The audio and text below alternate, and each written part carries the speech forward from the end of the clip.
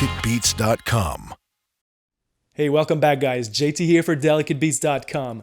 Today we are achieving great sounding future bass drums in Logic Pro X using only stock sounds. So let's go. Okay, so here we are in Logic Pro X, and this tutorial is going to focus on three main aspects. First, the choice of drum sounds. Second, the techniques for layering drum sounds. And finally, a few tips and tricks on how to mix those sounds. So to start off, let me show you what little beat or loop I prepared for the tutorial.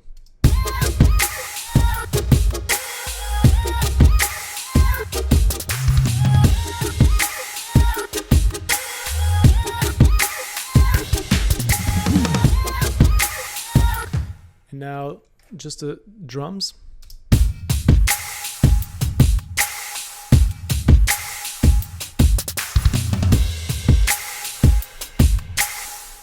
So as you can see, there are some blue files here, which are Apple loops that I chopped up. And then there are three yellow tracks, which are using the drummer plugin inside of Logic Pro X.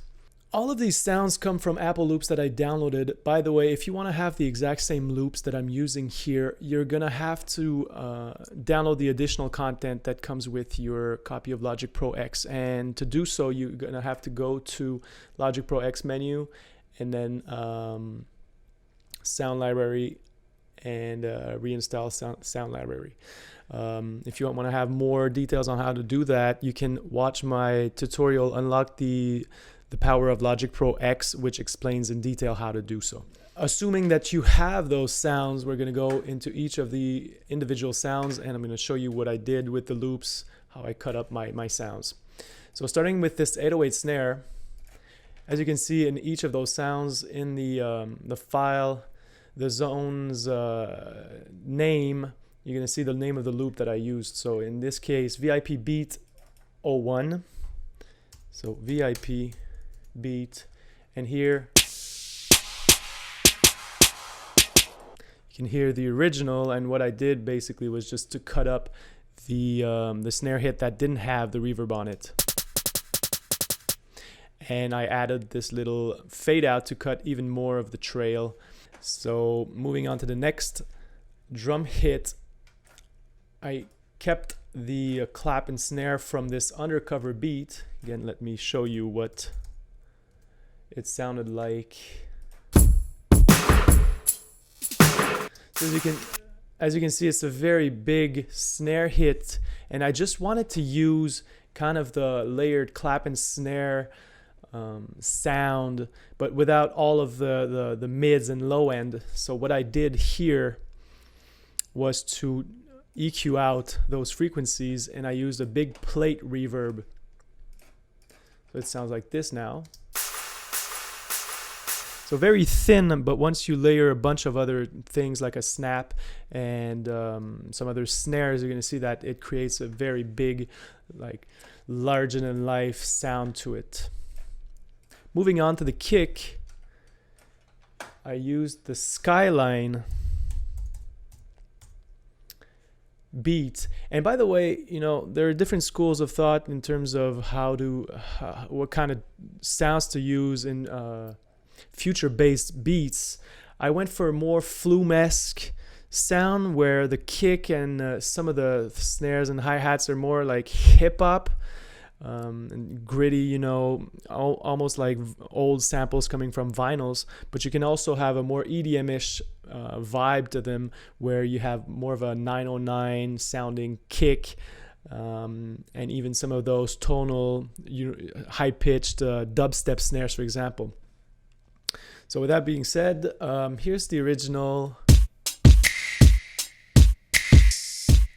So as you can hear, it sounds very much like my beat, but with a different sequence. And so what I did was to use the first bar on the kick and hi-hat. But then I cut up the snap, which I liked very much, but I wanted to be able to mix it differently. So I moved it on to a second track. and I cut it on the grid. And what that allows me to do is to keep some of the trail from the reverb, but because I'm gonna have, you know, fills and stuff, I didn't want the snap to, you know, sound too long. So in this, the way I did it, you know, it keeps the beat much tighter, in my opinion.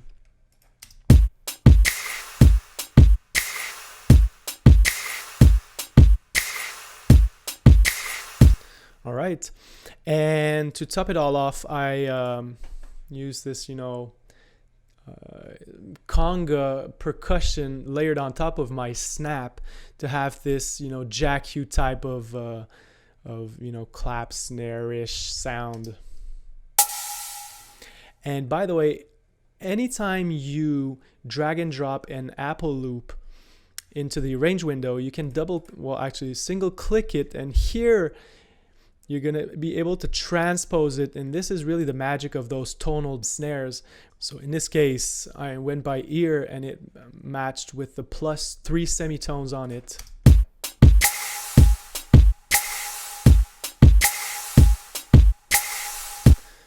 And this is from the house bongo beat. So if you want to hear the original bongo house beat, this one.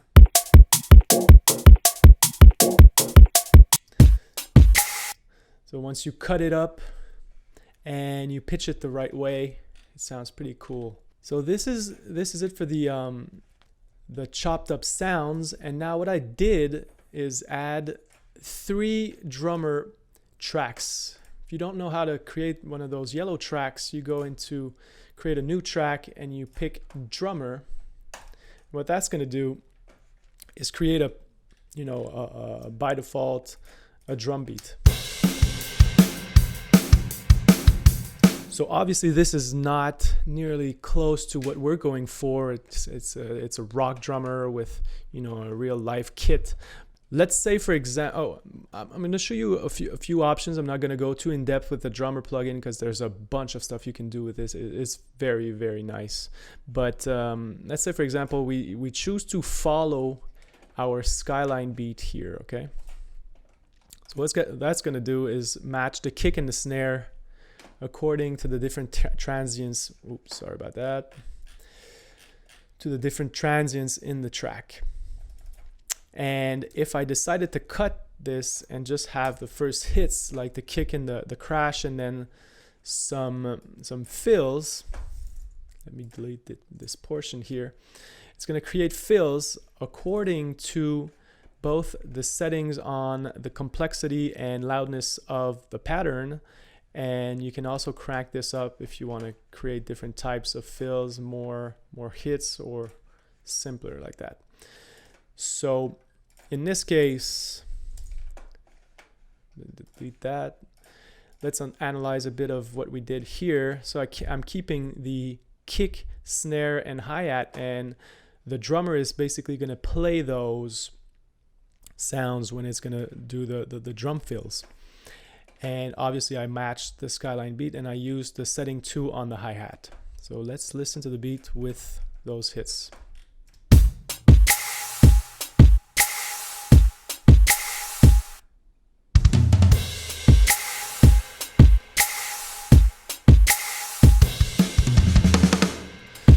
So if you're lazy like me and you don't want to program those super complex tom and drum fills, you can use Drummer to automatically generate some. And by only clicking on one of those regions, you can always, you know, modify what the drummer is playing. You can remove the kick and so on and so forth. Next up, I used the hip hop drummer with the Beat Machine drum kit, and that allowed me to create, you know, more modern sounding percussion slash, you know, hi-hat track.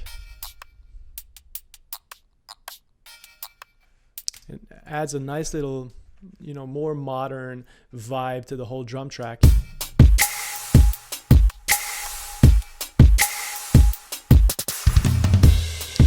And again, you know, if you want to program some more complex sounding, you know, percussion and hi-hat tracks, you can just have Drummer do it for you, which is really cool. You can, move stuff around like this, have something more complex, louder, softer, etc. And finally, the beat sounds really good like that, but I wanted to have more of that, room sound and liver sound to it. So I added a third track on which, again, I'm using the hip-hop drummer with the Crate Digger drum kit this time, and it has a really nice, hip-hop-ish flavor to it. And again, you can choose if it's a hand clap or a snare. And I'm removing much of the lows, and removing some of the mids, so it doesn't sound too muddy. But all in all, with everything else, it adds really like a nice full sound, organic too.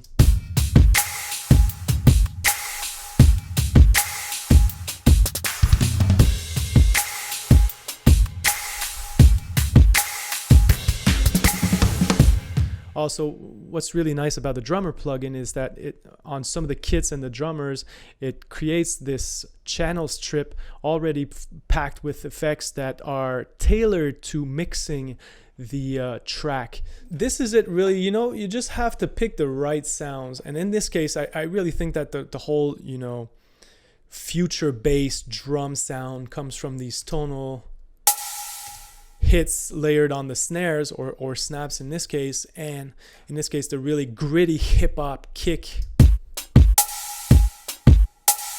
And then it's really just a matter of embellishing this bass idea and adding percussions and layers to thicken up the drum sound. I also had this little vocal snippet from the Soul Vocal Topper. Let's listen to the original real quick. So you can really get creative when you just chop up these little snippets. And again, I'm transposing it by, in this case, 6 semitones to get to the root note of the scale and for the chord progression. That way, when I add the chords, the bass,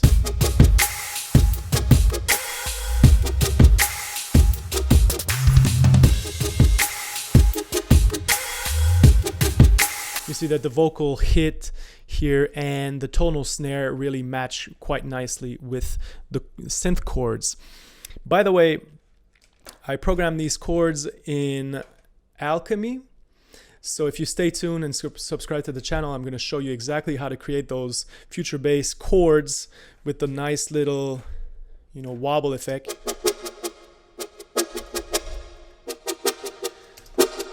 So stay tuned for that. And then it's really just a matter of, ducking the sound with a nice compressor setting. Most of the future bass mixing goes into, ducking the keyboards when the kick hits. So that's another nice little trick. And finally, I chopped up a second vocal snippet and sampled it into the EXS sampler.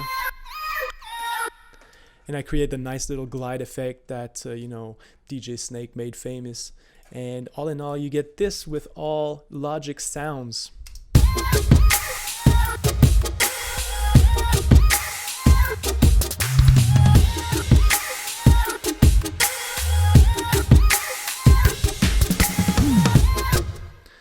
So this is it for the tutorial. If you have questions, drop them in the comments below. Obviously, I'm going to go in much more detail for the keyboards in a future tutorial. In this case, I really wanted you to just see the power of using Logic's core sound library to just chop up little sounds here and there, make the right choices to get the right sound for the genre, in this case future bass that you're going for. And then you can even use the drummer plugin to add more of that organic richness. So it's very, very powerful, and it can also do a lot of the drum programming for you, which is really nice, especially if you're on time and budget like myself. So thank you for watching. I hope you found it useful and inspiring. And on that note, have a great day. All right, guys, peace out.